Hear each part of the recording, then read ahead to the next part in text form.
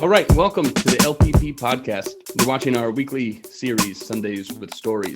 LPP is the Life Process Program, an evidence-based, practical, and affordable online coaching program that's designed to help people overcome addiction. Our participants report that along the way, they learn new things about themselves. Sometimes they realize that their problems aren't as mystical as they believed at one time. Often they realize that they have always had the capacity to keep their lives in balance on their own. They just needed to reevaluate and sometimes reprioritize. In other words, as Dr. Peel and I often say about our overall philosophy, we're so commonsensical that you may wonder, why would you even need to pay money for such a service? And this wondering ties into the topic that I've prepared today. First, if you're a new listener or viewer, let's acquaint. I'm Zach Rhodes, and I'm here with the creator of the Life Process Program, psychologist, attorney, and author, Dr. Stanton Peel. How are you, Stanton? I'm good. Good to see you, Zach. Good to see you, too. First of all, I'm wondering if you could respond to what I just said. If we're maybe so commonsensical or obvious would be a maybe more pejorative word, but why would someone? People keep saying, they've been calling addiction a disease for 70 years, since the 1950s. And then they're always complaining. People don't understand that it's a disease. And there's another possibility entirely, which the disease approach makes no sense and isn't helpful. And people are constantly pulling against it because it's nonsensical. And they know in their own lives that many of them have combated addictions, for example, quitting smoking, or certainly friends and relatives have. They're aware that they might have been quite similar to an alcoholic in college, and or even a drug-dependent person, and they no longer are. So the disease theory has to constantly fight against people's actual experience. And so our job, oddly enough, is to tap into people's own keg of experience, so to speak. And often we say the most commonsensical things, and we just it's a flashcard of their lives placed in front of them. And of course, what you're going to talk about today is there's constant flood of new ideas, promising the gilded lily, promising the treasure at the end of the rainbow. Oh, here's a new concept. Oh, we're going to have a new drug that's going to cure us. Oh, and here's biodiversity. It sounds so sciencey. And so you're going to deconstruct that concept into common sense terms so that we, me and you, and people listening and clients as they arrive can understand what it really means in their lives. Well, thank you for that setup. That's nice. I do want to talk about a concept, not biodiversity, but neurodiversity. I beg your pardon. That's all right. But there's there's an obvious or literal meaning behind what neurodiversity means, just the diversity of our minds, our brains, our experiences in the world. And then there's a movement called the Neurodiversity Movement. And largely this happens in education, but not only. It runs the gamut between young children and adults. And it largely focuses on autistic people. And what the movement says is that, well, listen, we are all diverse. Of course, you could look at an autistic person and say, well, that person's different. But then again, we're all different.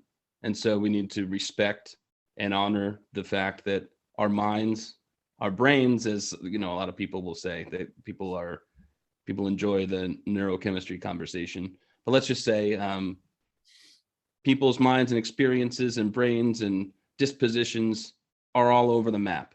So let's hone in on that, and let's treat people who maybe we once saw as different, no differently actually than anybody else. Give them, allow them to have the rich experiences that they deserve. That doesn't sound bad, but you can imagine where that's a little bit your philosophy of interacting with children, is accepting people where they're at and recognizing that they're different and tapping into that. That part's good. That part's exactly, yeah, you're right. So I think what this movement has done is address an issue that to a compassionate and intelligent person, or someone who has an interest in helping people develop, in earnest, it's an issue that's happened. Because a lot of times you'll see, I'm in an office in the school right now, and a lot of times in school you might see somebody who clearly has some sort of deficit in relation to what the class is doing. So I mean, they can't keep up with the curriculum that the class is going, sitting down and doing a math test, because something about them, it just doesn't jibe with that type of pedagogy. And so that's an obvious problem. And what people are trying to say, I think, if I'm charitable as I can be, I think what people are trying to say is something's not going right here. And I think people are being robbed of their experiences. Like any movement, any type of advocacy, the concept, I think, has its downfalls. And what inspired me thinking about this was that I was sitting through a training on the Neurodiversity Movement recently. And it was one of those times I was sort of wiggling in my chair, because at first it was a roller coaster. You have times like that more than average. Good point. So you might say I'd be wiggling in my chair in any kind of presentation, but at this time there was a purpose to the wiggle. And it was, it started off sort of addressing these concerns. And I thought, wow, this is great. This is, like you just said, this is something I've been thinking about for a long time. And then, in my opinion, the theory as it was explained to me started getting contradictory in ways that I think you'll recognize. So I think I've gone over, what's good about something like a Neurodiversity movement. Well, I just said it. We're trying to level the playing field so that people have an equal opportunity to be able to thrive in the school and in the world. Good. But there's some problems associated with that. And I think the problems are connected to what we talk about here often, and what you've written about over the years. People can't come to grips. Well, let me say it a different way. People have a hard time losing labels, and they have a hard time avoiding being neurocentered, talking about just functions of firings in the brain as describing a person. So I think the limitations to their neurodiversity movement. You often wonder, how could people deal with different human beings and recognize that people had different personalities and skill sets, which has been true since people were running around in the woods before they knew about neurotransmitters? How could they possibly deal with that? It's as though we have to translate every common sense experience into neurotransmission in order to say, well, this is real. Now we know it because we've got this, even though they have no reality of neuroscience, that's not their reality. Right. There's the problem I have, just before I even get into it, really, is that this is not a problem specific, or this is not solely a problem for the way that we treat people who clearly have a deficit, or what we might label a disorder. This is a problem in education. And this is the problem with the way that we treat children in general. And no malice intended. Teachers teach within a framework that they're given, that they're allowed to operate in. But I think children in general are not their diversity is not respected as much as it could be. So specific to let's say autistic people, and there's other cognitive disorders and disabilities that would fall into this category as per this presentation and the movement. There's a contradictory idea that neurodiversity means that people, we are all diverse, but it includes the notion that there's some people who are neurotypical and some people are neurodivergent. And so already that's putting people, the very people we say, can't we just normalize the people that they are, into another category? And so like everything beyond that claim, it lost me. It's funny, in school, it's so people can't draw the most obvious connections. The diversity movement per se is to respect that people are different. They come from different racial and religious and ethnic backgrounds, mm-hmm. and you respect all of them. But when you get down to neurodiversity, that implies a hierarchy. Yeah. It implies, oh, here are people who are, it's instead of being an encompassing humanity-wide label, it's another disease label. They're neurodiverse, as opposed to saying we're all a part of neurodiversity. Saying, oh, they're neurodiverse is another way of labeling them with a malady. Perfectly said. Like, I do think that what this effort is trying to bring a new concept into the fold of overall respecting diversity. I mean, there's something to be said about that. I mean, in my school here, and I've always been suspicious about diversity movements, not because I don't respect diversity, obviously, but because I don't know that people are targeting the issues at hand. But I really believe that in my school district, I see people from all different ethnic and racial backgrounds really respected, people are interested in each other. And I think that is amazing. That's really, that's a culture, an educational culture I'm glad to be a part of. Now, the idea is, well, look, guys, we seem to be doing okay. We seem to be on the same page here about diversity. There's something that we're missing. Some people are diverse there's like a different dimension of diversity, and it's neurodiversity. And as you say, it's hard to do the neuro thing without immediately putting people in a category. So you're saying that a neurodiversity training, which might seem to be affirming your school district's strong, diverse roots, is actually working against it? People respecting each other's diversity just as a matter of fact? Well, I don't throw the baby out with the bathwater, because this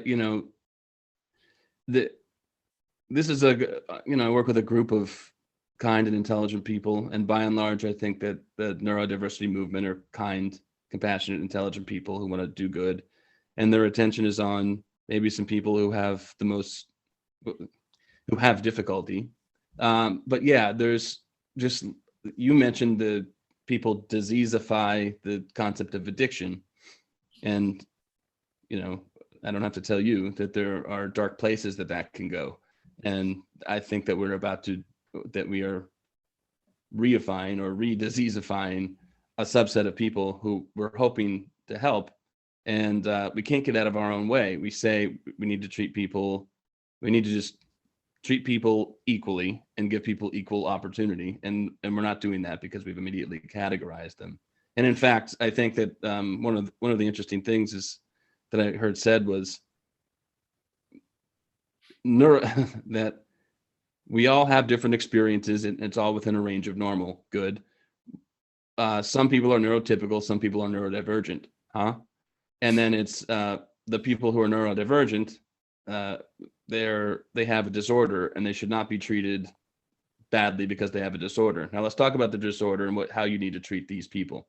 And I think that's a bad start. So to me, that's like saying, French and Italian people, they drink more wine than we do, but that's not bad. It's even got good aspects. We should branch out and broaden our perspective on that, as opposed to something that's based on American exceptionalism, which is seeing everything different as wrong. People in Spain give alcohol to children. Can you believe that? That whole society is culturally diverse. It's cultural diverse, meaning there's something screwed up about them. Right. There's the problem is, yes, as soon as you say there's something screwed up about them, but let's be nice to them, and then you say, and this is a movement, so I guess like if you're already nice to them, must be even nicer to them. That becomes infantilizing, and that's there's a concept, a philosophical concept called essentialism. You reduce groups of people, in this case, to a list of common characteristics. We are against people referring to themselves or others as an addict or the addict. I'm an addict, and that's the person I am, or the autistic. The whole movement, as I understand it, of course, AA says I'm an alcoholic, which is against the entire movement of acceptance, which is, well, you say, oh, I'm Tom, he's a person with, and then you attach some issue, and rather than identifying him as a human being by that possible deficiency or problem, you begin with labeling them as a human being, and then you say they say with autism. It's all, and the alcoholism field leads with this labeling and self-labeling. I am an alcoholic. I'm Tom and I'm an alcoholic, instead of saying, I'm Tom, I'm a human being. From time to time, I've had issues with alcohol. It hasn't been my strong suit, the way I drink. There are real issues that the neurodiversity movement hopes to tackle, real statistics that are real. And so you're onto something. Like, so if I'm going to make an analogy to our addiction concept, well, you will say, but some people who are more or less in agreement with you about your concept of addiction, or at least what it isn't, will say addiction doesn't exist. So don't even bother with that. Except you can say addiction doesn't exist, or in this case, you could say autism doesn't exist, but you're still left with the phenomena that the frame is kind of wrapped around. There's still people who behave certain ways, within a range of certain ways, or have different dispositions in the world. And there still is a framework of education or a workplace. And there still are people, they're not commingling very well. So that's an issue. And brother-in-laws. No, wait. My son's wife has two brothers, and they're both techno guys. And one's a genius, and one's good. And the genius didn't talk until he was like 3 or something. And they put him in special education classes, and they taught him to take notes about everything, because, he wasn't a good guy for retention. His mind was free flowing, which turned out to make him a genius. And he's like a high level Google guy now. His other brother is jealous of him. He says, oh, well, he got all that special training in being, able to pay attention to things and take notes. He's almost like saying, well, I could be a genius. He's a good guy. Right. It's almost like saying, well, I could be a genius too, if they taught me to keep track of everything like they taught, his name's not Bill to do. He got all the advantages of that special education. Yeah. Special education envy. Well, okay. So there is, I remember what I was going to say earlier. I should say it. There are real risks associated with this stuff too. So just as addiction, whether it be to love, alcohol, whatever else, there are death rates associated with that. Being an autistic person, let's take one statistic. People who are diagnosed with autism in general have greater rates of suicide. And you can poke to pieces about why that is. But rather than infantilizing people or recategorizing them or hyper focusing on their categorization as though each person is not an individual, which is kind of an ironic way to do this, considering it's a neurodiversity movement. You really have to treat people as they come. And the way that you do that is not to focus in on a group and say, this is my opinion, but the way I think that you do that, not to focus in on a group of people and say, all right, this type of person likes this type of person doesn't like this. Here's what we need to do for this type of person. And then that group should be all set. You don't do that. You get to the bottom of somehow what people's motivations are, what their passions are, what makes them tick, how they access learning, and then you generalize those things. So if you focus on the individual. If somebody's not really good in academic subjects, they may, well, there's all the types of intelligence. They may be strong musically or artistically or feelings wise. You tune in to that about, rather than putting them in a lump category, oh, they're not mainstream. You tune in to what makes them the individual they are and which is their strength. I do like to do that, and that is doing that on an individual basis. But there's more to it too. There's the best type of teaching that I've ever seen, rather than teaching to the front of the room, so to speak.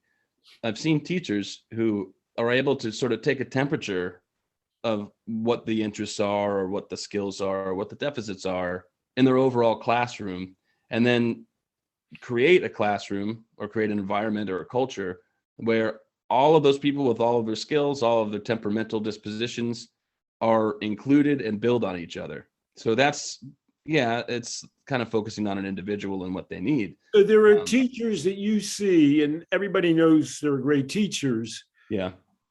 Who are able, it's almost like reading an audience when you're a comedian or a musician.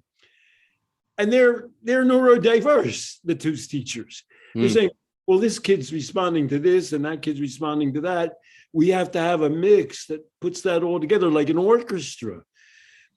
And you really make, they should give you, let you give the Teacher of the Year award introduction. It makes them look like a maestro. There are teachers who do that. Yeah. And it does make them look like that. And it's because they work hard and they should work hard, but their efforts are not misplaced. There are teachers who also work very hard.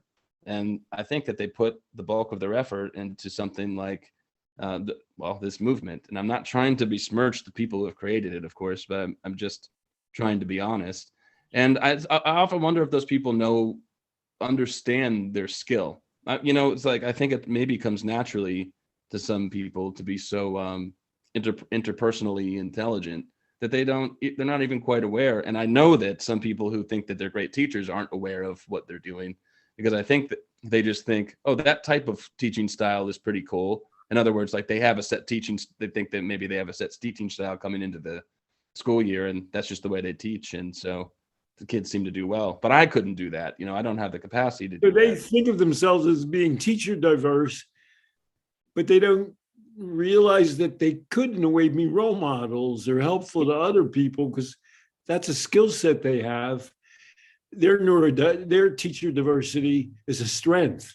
I think so. And I'm being anecdotal, and but yeah, I mean that does exist. And I think that the only way out of continually playing whack-a-mole with different disparaged seeming groups is to generalize the principle of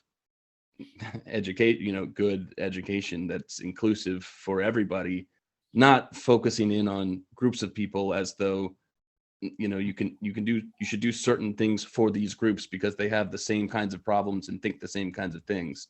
I think that's exactly antithetical to what this movement is about. You don't have to go very far to make the case that we're not doing. Every piece of literature that comes down now says the children are suffering more emotional dysfunction. Mm-hmm. Now, a lot of that's put on COVID, but those anxiety, depression data have been increasing for a decade or more. And so you're sitting in your seat, they're coming in with a new concept, and part of you's thinking, the old concepts used to work pretty damn well before we started having these bi-monthly or semi-annually seminars teaching us a new concept to try to recreate what we sort of already know works and that we're doing less good at. Yeah, that's exactly it. Yes, exactly. And did you raise your hand during the seminar, or what? Did you participate? Did you make any inputs, or how did you? I didn't. It wasn't interactive in this case. It was on Zoom, just the way that things kind of function now until we get. We have a kind of a therapy that emphasizes interaction. Mm-hmm. And so anytime I'm a part of a workshop, well, when I was in high school, they brought in the guy to give a lecture about drugs. What was that guy, the cop? This is before your time. It's when my kids were in high school. And two of my kids are older than you. Not Serpico. But you're talking about a specific person? Yeah. Or the program. Oh, okay. He's a famous guy. They paid $5,000 for him to come in to give a lecture about drugs. And he spoke for 5 hours straight without any comments from anybody, parents, children. So I went to the Board of Education meeting and I said, you paid him $5,000 for that. And they say, oh, but it was a special grant, a special anti-drug grant. And I say, oh, so when you get money through a special means, you don't feel you need to justify how you, because they were already, it was a temperance lecture. The guy was against alcohol and drugs. This was Morris County, a very hot upscale county. People drink alcohol in Morris County. And so, the parents are there watching, saying, he's going to put down alcohol. Didn't we go through this already, with Carrie Nation and everything? And so I say, he had a certain style of teaching, which was to lecture for 5 hours straight. Is that how we teach people in Morris School District? Is that you're the chairman of the board of the superintendent of schools? Is that the preferred method of teaching in Morris Township? You're right. And then he starts backing off. I say, is that what they teach you now in education school? Is that how you would? Is that? And they say, well, this is a very important topic. And I say, oh, so when it's a really important topic, you throw everything out you learn in education school about it being interactive, going where people are at, eliciting their responses. So that was a pretty uncomfortable meeting. Well, I'm glad you brought it up. There are lesson plans. There are really good books written about engaging with people who are autistic or have, sensory disorders, or there are good frameworks for learning, seemingly good, although you have to relate that to how well the people are doing accessing it. And for one reason or another, with all these tools to throw at the problem, you notice year after year, there are kids who it's designed for, who should be able to access it, but aren't. And well, let me ask first, what do you think makes the Life Process program, the mode of interaction between coaches and clients in the Life Process program, so accessible? I've seen, obviously we have something in common, which we've discussed with motivational interviewing. Right. I've seen tapes about motivational interviewing where it's a gimmick where they're trying to get the person to say, oh, drugs are bad. That's what they call it's motivational interviewing. The skill that you have, and I believe all of my coaches have, is to ask people a question and to wait for them to give their answer. It's not a manipulation technique. If you say, well, why do you drink? And then they have some explanation, something's going on in their mind, and you sit and listen to it. It's a topic. I'm sorry. You go. We ask questions and there's no gotcha at the end of it. And God, that's simple sounding, but boy, is it a unique thing. And I think the same for students. Like, here's the curriculum. You need to learn this. The question is, why do I need to learn this? Or is the thing that you're teaching me applicable in my life? Is it something that I care about? That's what students care about, and that's what gets them to access learning. And I don't think that by saying we need to treat these autistic people who are neurodivergent better, so let's give them these things. Well, you could have great tools that were geniusly created. What you are looking for, and I think what the issue is the access to that material. And you help people access material by honing in on what they want, what makes them tick. And I think you could do that in therapy, but people would benefit from being able to do that in their lives and interactions with people in general. And certainly we could do that in schools on an individual level, but we could do some form of, we're calling it motivational interviewing, but there are probably different names for it. As you could do that, some form of that, culturally, class culture, school culture. And I think that's what we're missing. And which is why after the neurodiversity presentation, with all of the keynotes that you might expect from me that say that we're about to be addressed, I wasn't happy at the end of the presentation. Well, I couldn't have your job. A lot of people couldn't have your job. You have your job. They gave it to you. So, there were a lot of other people around. My skill is getting as far as eliciting people's explanations and views of themselves. You take that one step further. You work in a system where they have to improve. When I was at college, somehow in my family, my brother's wife's sister had a son who was setting fires. He was kind of a pyromaniac, and he ended up living with my mother in a row house in Philadelphia. And so I came home from college and there's this kid there, and I say, "Oh, who's he?" And this whole story comes out. And so I talked to the kid.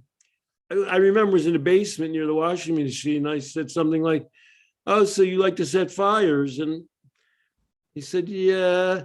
And he gave essentially what was a controls talk.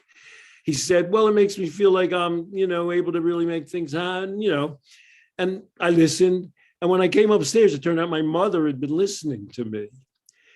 She said, "You never told him what he was doing was wrong. All you asked him about was what he was doing and why he was doing it." And then she paused and she said, "But that was pretty good." So I wasn't doing therapy there. I didn't, but at least, you say, "Why does somebody set fires? That's crazy." But at least we sort of understood what it was about. You know what I mean? I have that part of your skill set to quite a good degree. Yes, you do. And okay, so recently, I should wrap this up soon, but recently I had a client. Let me think for a second. I'm going to strip it of any revealing information. Okay, so we work with clients at the Life Process program who have addiction, self-identified as having some sort of addiction. And so this person and his addiction, part of it, he reasoned, was that he was doing it, engaging in the activity to avoid something else, to avoid work, to avoid whatever. And first of all, that was a step, because at the first thing that he thought was, well, this is a thing that's taking over me. It's just helpless. And so after he'd filled out some of the questionnaire that we give, I responded to that. We talked. It's always nice to do a face-to-face. Give an example of a question we ask in the questionnaire, like one question or. Yeah, well, what is the sensation that you're seeking when you turn to this thing? Do you get negative? How long does the sensation do you get the thing that you're seeking? It's like when I asked the kid, "Why are you setting fires?" How do you feel when you're setting fires? Right.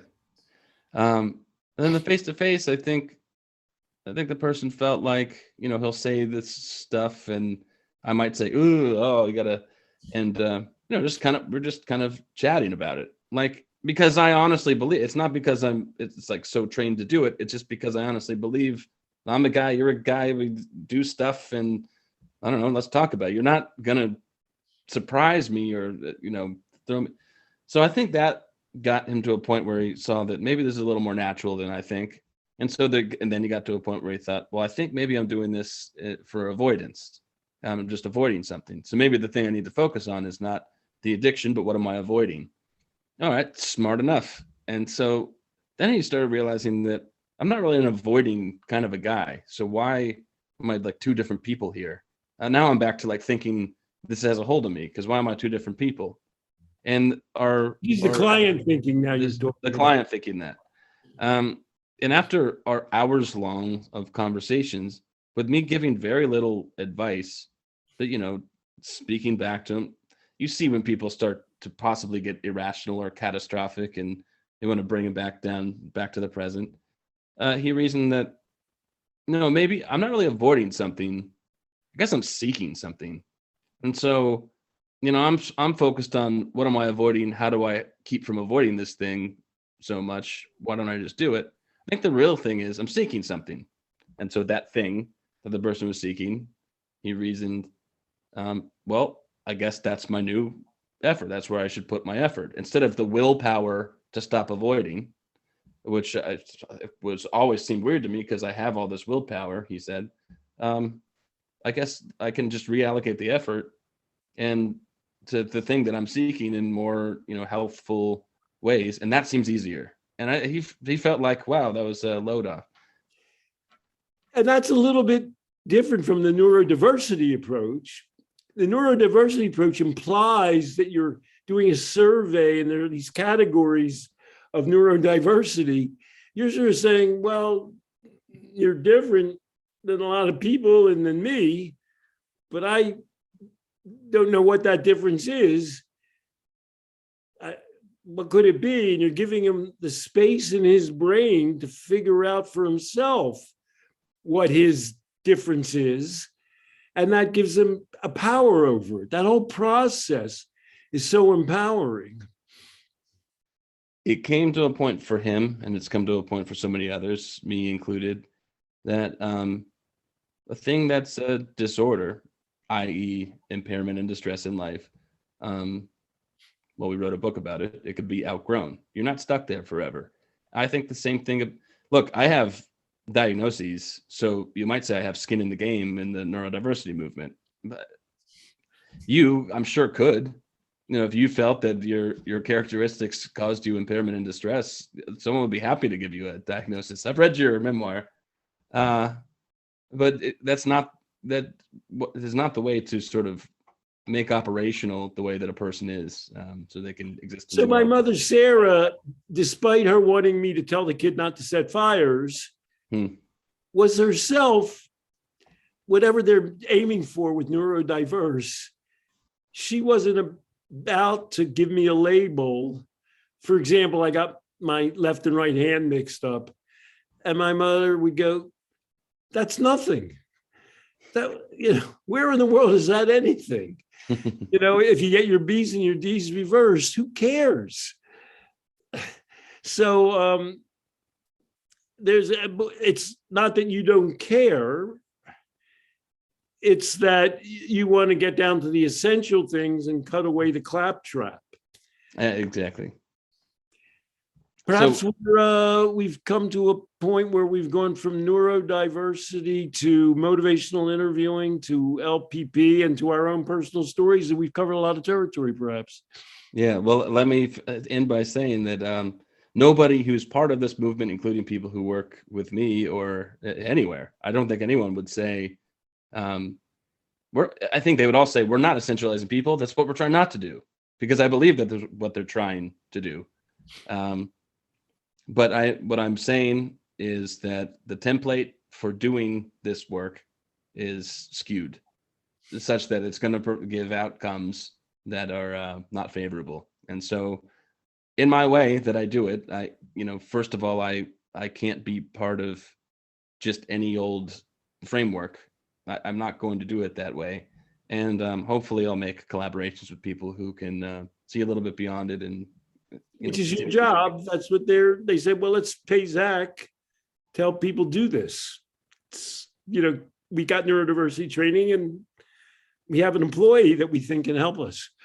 And lastly, I don't want people to think I just switch topics from addiction to something else. And why are you doing that?